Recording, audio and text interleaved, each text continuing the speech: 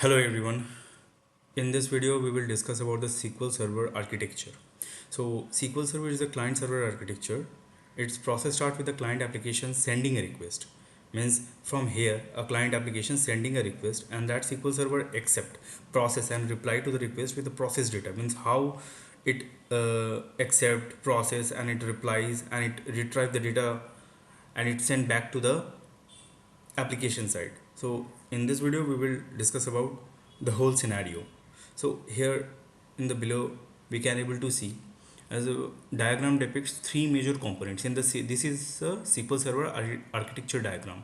Here it contains the three components, main components. One is a protocol layer, relational engine. This one is a relational engine, and here the down it is a storage engine. So in this video we will discuss about the protocol layer and the relational engine. These two things because this is one of the big. So I have divided into two parts. So let's start. First, yeah, this one is the part. So first, here is come the protocol layer. This one is the protocol layer. So in this protocol layer supports the three types of the client server architecture. We will start with the three types of the client server architecture which MSSQL Server supports. So the three are shared memory, TCP/IP, and the name instance. Means how the SQL Server and the application are communicating each other through the three method. So let's explaining three methods one by one. First is the shared memory. Let's consider an early morning. Means it's an example. In one home there is a two-person stay, mom and Tom. Okay, so they are both staying in the same apartment, sharing common ceilings of the apartment. So mom said Tom that can you make me some coffee. Tom goes to the kitchen and prepare a coffee and serve him. So in this similar way, if an application and the SQL Server are installed in the same server, so then they shared a RAM or a memory in them, and if they want to communicate with each other, they will communicate through the common RAM of the servers on which both the client and servers are installed, and this is something shared memory architecture. And shared memory means both client and servers are lying in the same server. Next part is the TCP/IP. Okay, so in this scenario, what happened? Both the client and the server are staying in the different locations. Like there is located in the 10 kilometer away. This is an example. A boy wants to party mode. Wants to coffee order from a well-known coffee shop. It's a 10 kilometer away from his home. So there's a client development application. So in the same way, your client and the server are located in the two different remote locations, and the clients want something from the server. Then server has to come out with the data from its own private network. It have to use some private network. Then it has to travel via public network, and then it will enter into the private network of the client to deliver the data required by the client. That's the TCP/IP architecture. Now the third common method is the named pipes. Named pipe means suppose finally at a night Tom wants to have a light green tea which heard from the neighbor Sarah. So neighbor he want here Tom and his neighbor Sarah are same in the physical location, being each other's, so they are communicating via intra network. So SQL Server provides capability to interact with the name pipes protocol. So here is a client. So this is a part I have only discussed the protocol layer. In the protocol layer, there's the three methods: named instance, TCP/IP, and the shared memory. So the shared, sorry, here is the shared memory. Yeah. So in this way, this communicating method happen. Now next we are coming over here. What is TDS? TDS here now we know that there are the three types of the client server architecture. Okay, so has a glance at TDS. So TDS stands for tabular data stream. All the three protocols use TDS packets. It is encapsulated in the network packet. This enables data transfer from the client machine to the server machine. It helps to data transfer from the client to the server machines. So the next part here from client to the server. Next the part unit data goes into the relational engines. In the relational engines have the three main components: the CMD parser, the optimizers, and the query executor. First we are coming one by one. At the step 2 relational engines, the relational engines is also known as the query processor.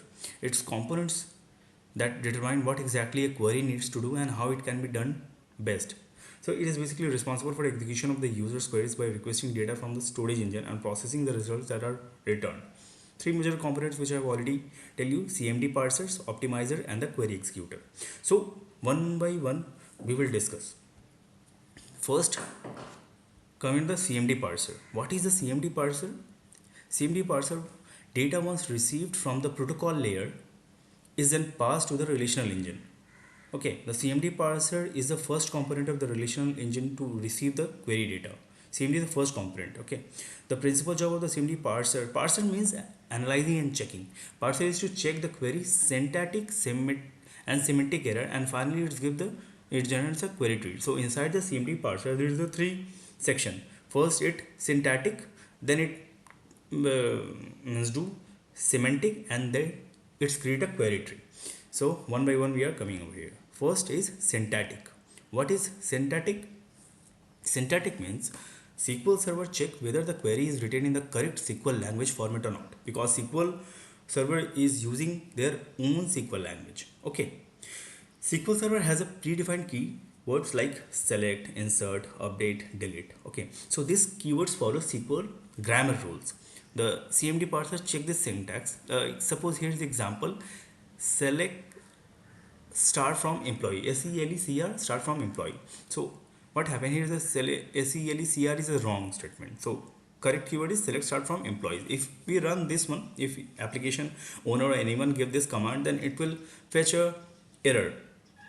So it shows the error to the user only. So syntactic check means SQL Server verifies whether the SQL query follows the correct SQL language or not.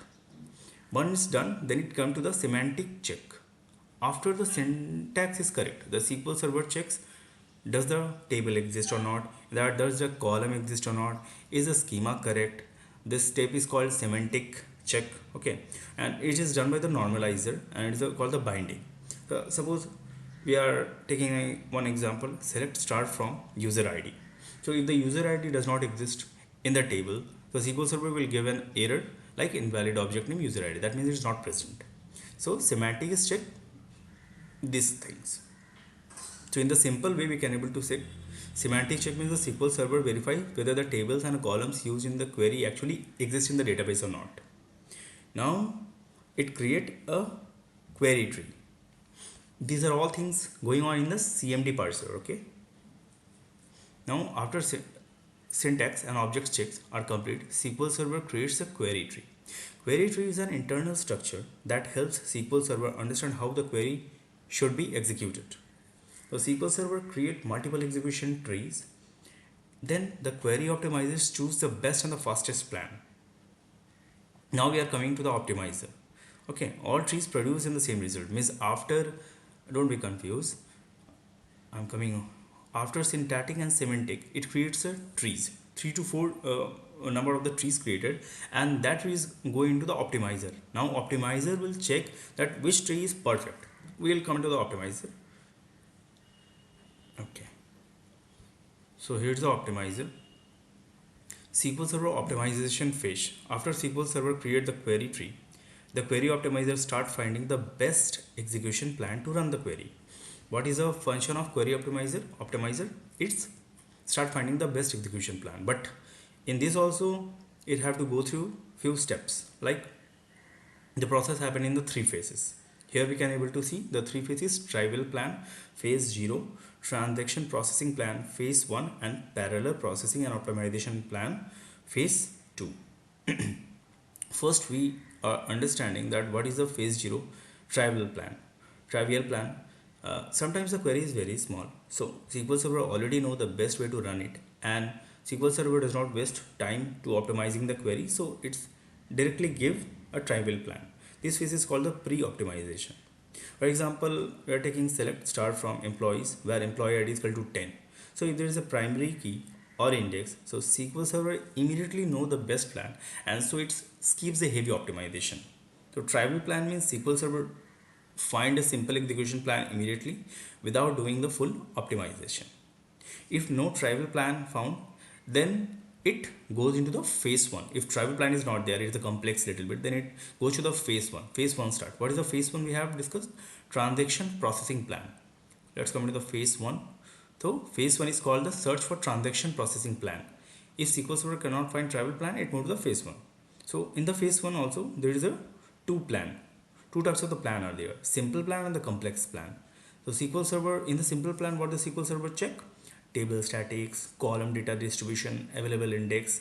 Using this information, SQL Server try to create a simple execution plan. Usually it uses one index per table. Now, if the simple plan is not enough for that query, so SQL Server try to a more complex plan. In this, it includes the multiple index, more complex operations and advanced query strategies. Now, SQL Server still cannot find the good plan if while doing the simple and complex plan also it cannot find the good plan, then it moves to the phase 2. These are all things is going on in the optimizer. Okay, now we are coming in the phase 2. In the phase 2, it's called the parallel processing optimization. Here SQL Server check can the query run using the parallel processing. Means first that SQL Server is using the single what's called CPU cores. Okay, parallel processing means multiple CPU cores now execute the query at the same time. Okay, instead of one CPU running the query, SQL Server use 4 or 8, how much max GOP is assigned to that server. This make the query much faster. And if parallel processing means parallelly so many processings, so many queries are running, SQL Server perform final optimization using advanced algorithm. Okay, so in the phase 2, SQL Server try to parallel processing and advanced this technique, which is the best execution plan. Now coming to the query executor. So from optimizer, it have selected the best plan and it given to the query executor. Query executor, what is the function of the query executor? It is also called the, it's means basically it taken the best execution plan from the optimizer and now it's called to the access method. It provides an execution plan for data fetching logic required for execution. Once data is received from the means what happened, once this optimizer have given the best query plan, this query executor doing their processing. If you go down, what query executor actually do, it execute the plan, process the query step by step, retrieve the data from the storage and return the result to the client. So it give that plan to this storage engine. So the storage engine function we will see in the next video. So the storage engine, from it take the storage engine that output query, it given to the protocol layer and the protocol layer give to the application user whatever the results are there. So up to this only. If you like this video, just subscribe the DBA Guardians and I'll discuss this storage engine in the next video. Thank you.